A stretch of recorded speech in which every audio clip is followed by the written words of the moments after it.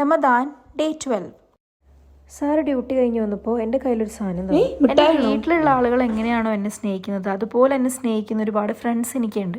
ഇതെൻ്റെ ഫൗസി, കൂടെയുള്ളത് ഫൗസിയുടെ അബു. എൻ്റെ വീഡിയോസ് കാണാൻ വെയിറ്റ് ചെയ്യുന്നതും അതിൻ്റെ കമൻസ് പറയുന്നതും എൻ്റെ ലൈഫിലെ ഓരോ സിറ്റുവേഷനിൽ എന്നെ കേൾക്കുന്നതും എന്നെ കാണാൻ വരുന്നതും എന്തൊക്കെയോ ഓർമ്മ. ട്രിവാൻഡ്രത്ത് വർക്ക് ചെയ്തുകൊണ്ടിരിക്കുമ്പോൾ ഫൗസിൻ്റെ ഫ്ലാറ്റ്മേറ്റ് ആയിരുന്നു. അന്നുള്ള റംലാൻ മാസങ്ങളിലൊക്കെ നമ്മൾ ഒന്നിച്ചാണ് അത്താഴവും നോമ്പുതോറയൊക്കെ കൂടിയിരുന്നത്. നീ എൻ്റെ ലൈഫിലെ ഏറ്റവും ബ്യൂട്ടിഫുൾ ആയിട്ടുള്ള ഒരു പാർട്ടാണ് ഫൗസി. ചില ഫുൾ മൂൺ ഡേയ്സ് ഒക്കെ മാത്രം ചെയ്യാം, അമ്മ പറഞ്ഞാൽ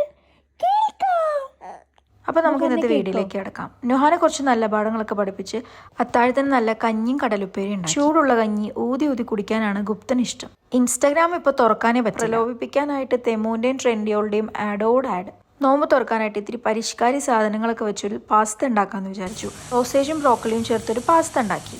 ശേഷം നുഹാന്റെ സ്വന്തം നേഴ്സ് ആൻറ്റിനെ കാണാൻ അപ്പുറത്ത് വീട്ടിൽ പോയപ്പോൾ ചേച്ചി അവിടെ ബ്യൂട്ടീഷ്യൻ ചെയ്ത് നിൽക്കുന്നു.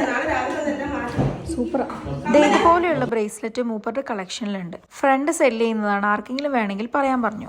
തിരിച്ചു വന്ന് ഞാൻ പാസ്തയുടെ മൂടി തുറന്നതും നല്ല ഇംഗ്ലീഷ് ടച്ചുള്ള മണം, പിന്നെ നെയ്യിൽ വാട്ടിയെടുത്ത നല്ല പഴം ഉണ്ടായിരുന്നു. ഒരു പൂതിക്ക് മിൻറ്റിൽ ലൈം ഇട്ടടിച്ചു. വെളിത്താടവിടെ ഷുഗർ ഫ്രീ ആയിട്ടൊരു ആപ്പിൾ ചിയ ഡ്രിങ്ക് ഉണ്ടാക്കിയിട്ടുണ്ടായിരുന്നു. ഞാൻ ഉണ്ടാക്കിയതുകൊണ്ട് പറയല്ലേ ഗൈസ്, നല്ല അടിപൊളി പാസ്തയായിരുന്നു. ശേഷം ഞങ്ങൾ റെഡിയായി തറാവീന് പോയി. ഏത് കുട്ടികൾക്ക് നുഹാനെ കണ്ടാലും അപ്പെടുത്ത് വീട്ടിൽ കൊണ്ടുപോകണം.